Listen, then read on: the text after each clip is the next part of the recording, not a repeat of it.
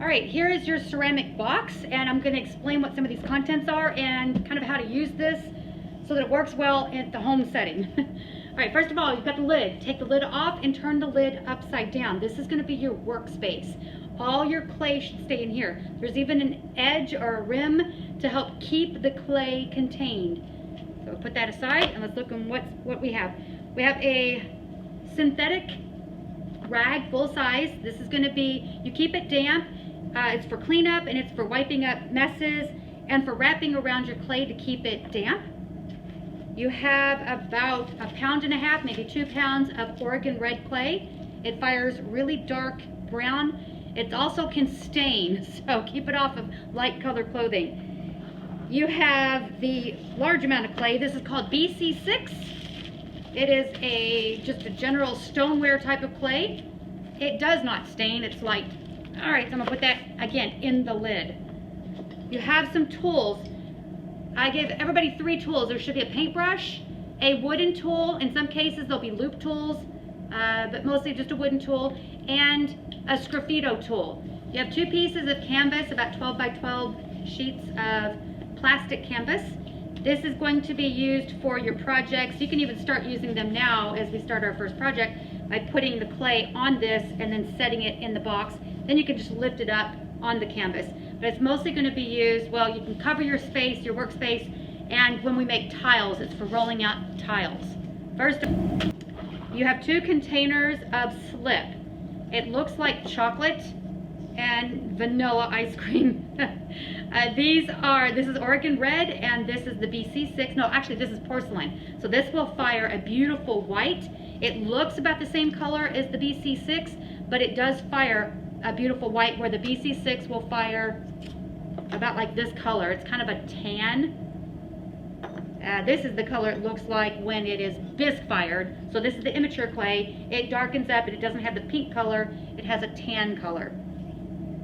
All right, so what are we going to do with these supplies? The first thing we're going to start off with is a pinch animal, and it's going to be glazed gray, so I call it elephant skinned glazed animal. So I want you to choose a gray animal. But these are just some ideas that have been made in the past.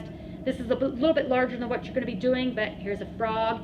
And painted on the porcelain slip in that container, painted that on the eyeballs so that the eyeballs fire a beautiful white. We have a walrus done the same way. These have not been glazed yet, but you can already see the white, the difference in the color of clay after they've been fired the first time. You can make, these are going to be required. You can make a pinch pot if you want. That's just taking the clay and pinching it into a pot, small container. This one's a really nice piece. Hasn't been glazed yet, but you can see that it's been fired. It has a flange on the lid. So just made by pinching the clay. So that's nice. We're going to make monsters. It's just 2 examples right here. Monsters are really fun to make and finish off with whatever colors. Spray painted on this one, not quite done yet.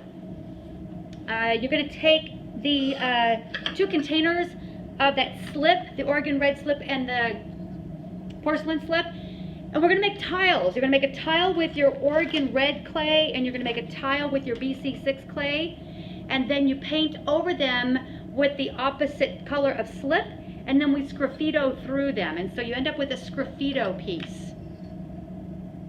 This one is black over top of the BC6, but yours is going to be the Oregon red over BC6, but that's what sgraffito looks like. It's a very fun technique.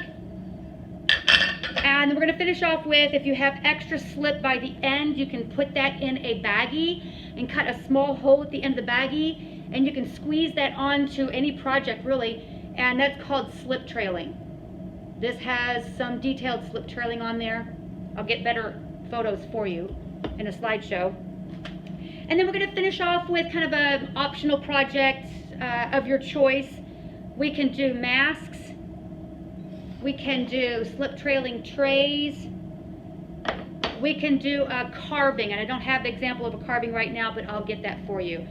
You can even do a mug, but I think this might be a little bit much to bite off right now. So that's going to be at the end. So this is just an idea of what you're going to be creating. And of course, you've already made your stamps, which is awesome. So you're going to stamp all of your work once I get these back to you. All right, please keep all of the clay, keep it moist. Do not let it dry out. Even when opening the bag, sometimes the moisture will evaporate on the edges of the bag and you have some dry clay. Get some water, squirt, if you have a squirt bottle, squirt that. Take your rag and get it wet and place it inside here before you close it. That'll keep it moist. And then everything goes back in the box.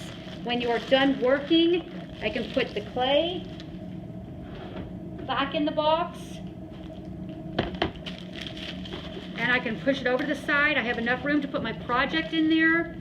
The other clay right here, my slip containers, I can stack those up to have more room for my project. Again, the rag, get it moist. I can cover the project that I'm working on. The tools, place them beside the clay. Your canvas sheets must stay in the box as well because you do not want to get dry clay anywhere. It tracks all over the place. And I hope you remember how long that silica dust can stay in the air. It's up to 3 days. Snap that lid on. This is an airtight seal. It'll keep everything contained and it'll keep the clay nice and damp for you. Okay, there's your ceramic box.